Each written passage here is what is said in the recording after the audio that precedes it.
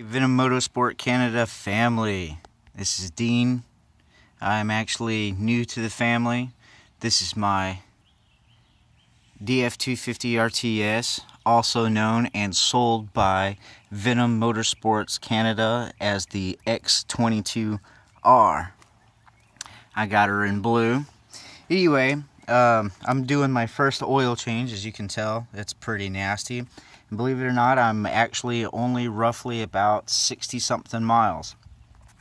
I wanted to make a quick little video for everybody and probably kind of help Tim from Tim's Tech Corner out a little bit. I'm sure he'll probably make his own video and post it to YouTube, but in the time being, if not, you guys can also subscribe to me at Skunk Survival at youtube.com. I will probably post this up there as well. Anyway, I got to wondering and noticing and looking around, since this is my first real actual brand spanking new motorcycle, the 250. I wanted to do the oil change, as I said, and the very first one. I don't have the manual because it's not in English, and Moose is actually being really super kind and wonderful and awesome as always, and actually sending me that out in English. But for the time being, I just wanted to let you guys know you're gonna find a nut. It's gonna be this little nut right here, and yes, this is gonna be on the clutch side of your 250. Well, anyway, this big nut right there is gonna come through that little hole. Now, if it's kind of hard, let's see if I can get it to zoom in. There you go. Let's see if I can do a little bit better. Right there. Perfect. Well, you see that little screen? That is the actual oil screen. I've been looking and looking and looking and looking all over, and I kind of got with Moose and got with Tim a little bit. Wink, wink, nudge, nudge. Shh. But this does not have an actual oil filter. The only thing that it does have is that oil screen. But anyway, the tools that are supplied will not be able to crack that nut off, so just get you a little itty-bitty 6-inch adjustable wrench, and it works perfect. Now, what I've gone ahead and done is I actually loosened up this fairing. That way I can kind of get in. I've got small hands, so I can kind of reach up underneath it and get to it. But I also just removed it just in case that any of that oil should come gushing out. Now, key tip, pro tip, once you crack that nut, do not, I repeat, do not break the actual seal from your dipstick on the other side until it is already starting to drain. The only reason I say that is it's going to create a vacuum. So once you pop that seal, if this is loose, it's going to come gushing and pouring out on you, okay? So pro tip, leave this tight, crack that just enough to where you can actually finger unfasten it.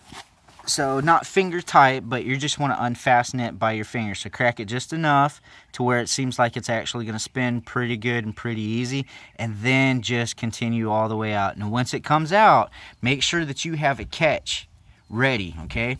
As you can tell, I'm outside. I'm actually in my driveway right now. I have a towel down just in case.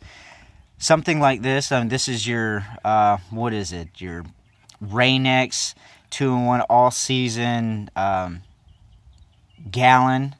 And I just cut the top off. I literally cut that much off of it, and it fits underneath there perfect, which also helps as a container for me to hold all of my bolts and nuts. Like I said, I loosened up the fairing because I do not want to get her oily. Anybody that knows, oil is a pain in the ass to get off of plastic. She is dirty right now. She's been ridden very nicely. Follow the specs, people. Follow the specs. Go slow. Take it easy. You know, once it starts breaking into the 50 miles on your actual bike, then you can start cracking on the throttle just a little bit.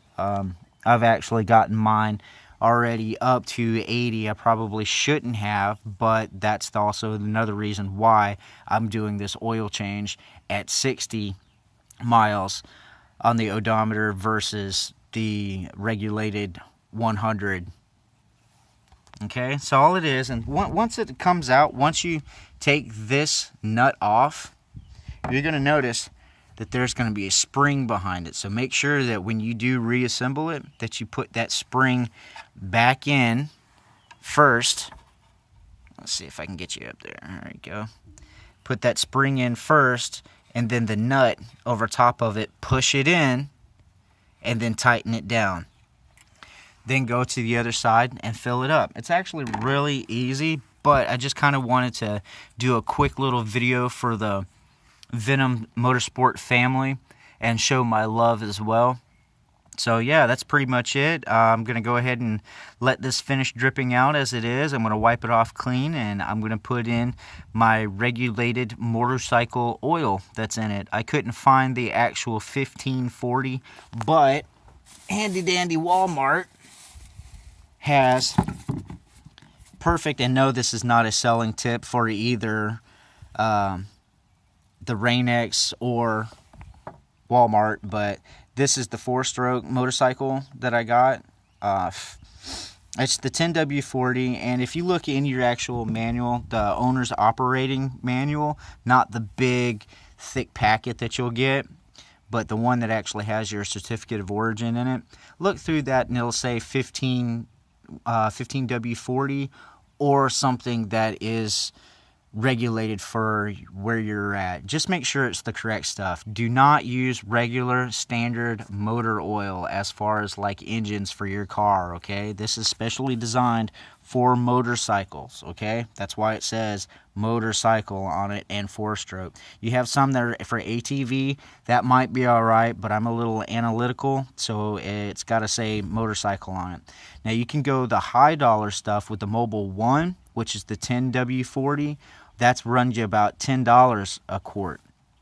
But that's actually full synthetic. I'm not doing the full synthetic yet because I'm still going to have to go through at least one more oil change before putting in the actual real good stuff. And that's when I go full synthetic. But there you go, guys. Hope you enjoy. And as always, like, subscribe once I do post this on YouTube, but until then it's going to go straight to Facebook first. So if you know me, see me, like me, shoot me a message. It might take me a little while to get to it as I don't get on Facebook all that often, but yeah, you guys are good. Love you guys, and be safe, ride safe, always follow the rules, wear a helmet, don't be a squid.